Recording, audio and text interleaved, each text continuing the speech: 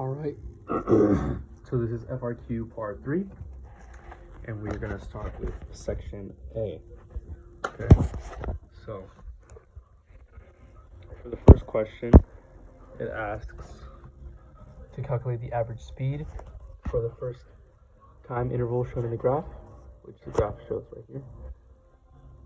I mean the entire time interval from 0 to 7 seconds. So to do that, I found all the total distance. So d1 plus d2 plus d3, which each section is d1's from here to here, from 0 to 3. d2 is from 3 to 5, and d3 is from 5 to 7. And in order to find the average speed, I would just put this total distance over the total time, which is 7.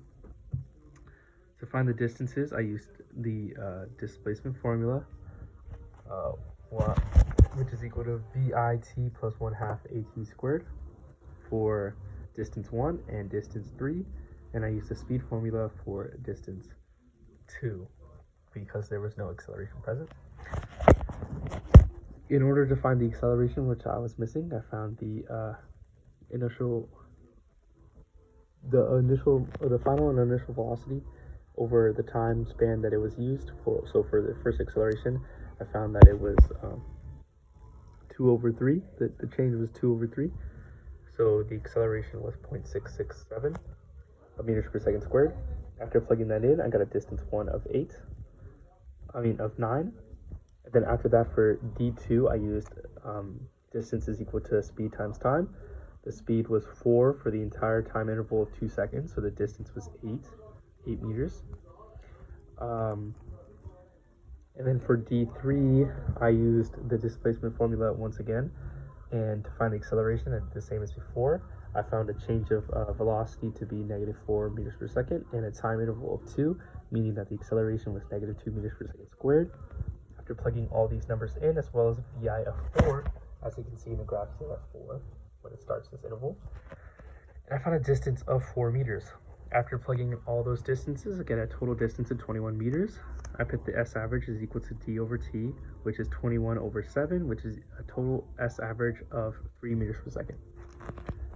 For section B, it asks to find the coefficient of kinetic friction from the time interval 5 to 7, which would be right here, which would be when friction is present. So from this time when it starts, it's at 4 meters per second, so when it goes to 0. In order to find this, I used my past acceleration, as no other force is present in the situation. There's no other force seen or told in the paragraph above. So I know that the total force is equal to the Fk. So Fk is equal to mass times acceleration. And that means that the Fk is equal to 5 times -2, which is an Fk of -10 newtons. And then after I find the Fk, I go over here to find the Fn, which the Fn is just equal to m times g, which is the Fg, because there's also no angle. It is on a flat surface. So after plugging in 9.8 times 5, which is the mass, I get an normal force of 49 newtons. So mu k is equal to Fk over Fn. So mu k is equal to 10 over 49, which gives me a mu k of 0.204. For section C, it asks to calculate the coefficient of kinetic friction between the surface of the ramp and the block, which means this right here, for the time interval of 0 to 3 seconds when a positive acceleration is present. So moving over here, earlier from before, I found an acceleration from 1 to 3 seconds to be 0.66 meters per second squared. So I used that to find the total force, which is right here, m times a, which is 5 times 0.667. And I set this up so the total force is equal to the Fgx in the x direction minus the Fk.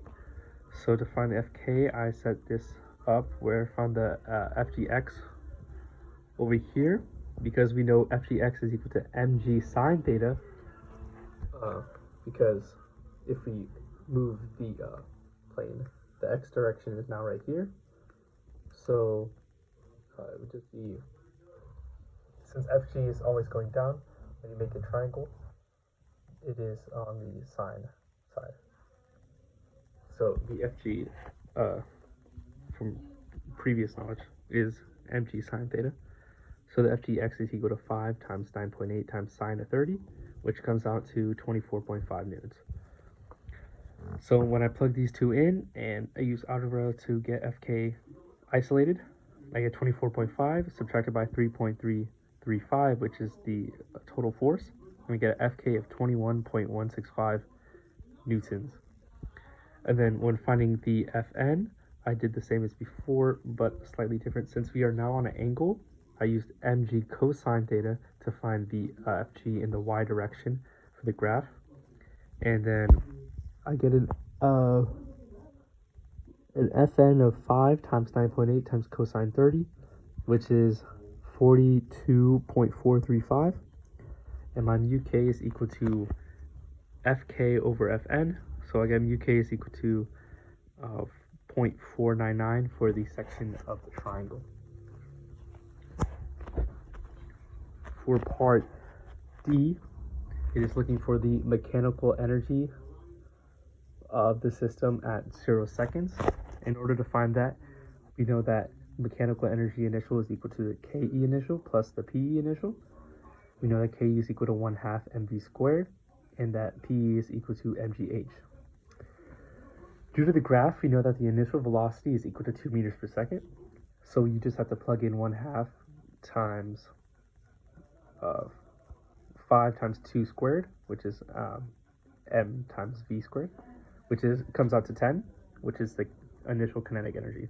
And to find mgh, the only thing we're missing is h. So to find that, we already know that the distance from before, which we found d1, is equal to 9, which d1 would be this segment right here, which is the hypotenuse.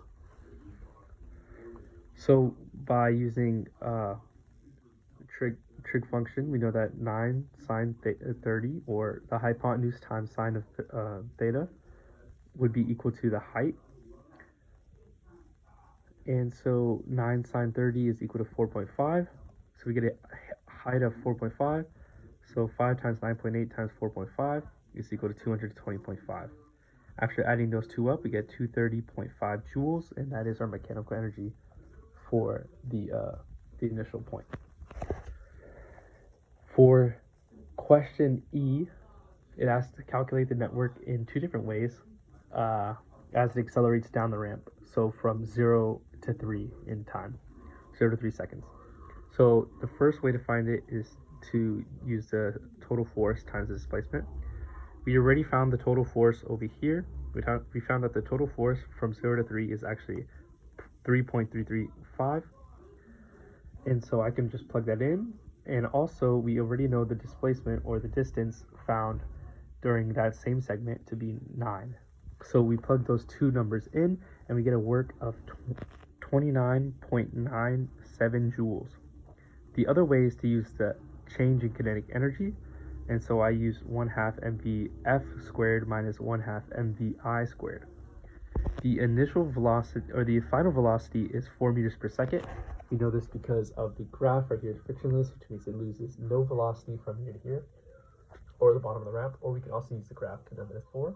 And we also already know that it's 2 due to the graph as well. Because of this, we can just also plug those two in for both of the KE functions, and then we get 30 joules after doing the subtraction. So the difference is only 0.03 joules. And for the last segment, or last question, question F, it asks us to find what would happen if the mass is doubled during the inclined segment. The first question A, it asks if the kinetic frictional force would decrease, increase, or stay the same, and it would increase, okay, because Fk is equal to Fn uk, and since we know that the Fn is equal to mg cosine mu k, that the Fk is equal to mg cosine uk, then we know that that the FK new is equal to 2 mg cosine mu k. If you substitute mg cosine mu k for FK original, then you find that FK new is actually equal to 2 times FK original. So it would double, meaning that it increases. For the second segment B, it asks for acceleration, whether it would change, and it actually stays the same. This is because the FK and the total force actually does not alter at all, because both the FK and the FGX change proportionally. As you can see in this function, we find that A is equal to sigma F over m, and we know that the mass is 2m, and so we know that the 2's and the m's cancel out, and then we're just left with the A. So A is just equal to A original. They are the same. For the last part, it asks whether the work due to gravity would decrease, increase, or stay the same. And the answer to that is that it would increase. This is because the total work is equal to the sigma force times displacement. Or actually, I mean, sorry, for the work due to gravity, it's specifically for the gravitational force times the displacement. And since we know that Fg is essentially doubled since Fg here, you can see that Fg is equal to ma. Fg new, it would be equal to 2ma. And since ma, we could substitute that for Fg to find that Fg new is equal to 2Fg, which means Fg doubles. So when calculating the work, it would be 2Fg times the displacement, which is compared to the original work, which would be Fg times displacement. We can substitute Fg times displacement, and we find that sigma work is actually equal to 2 times the original displacement, which means that the work, 2 times the original work, which means that work doubles, or at least it increases. Thank you.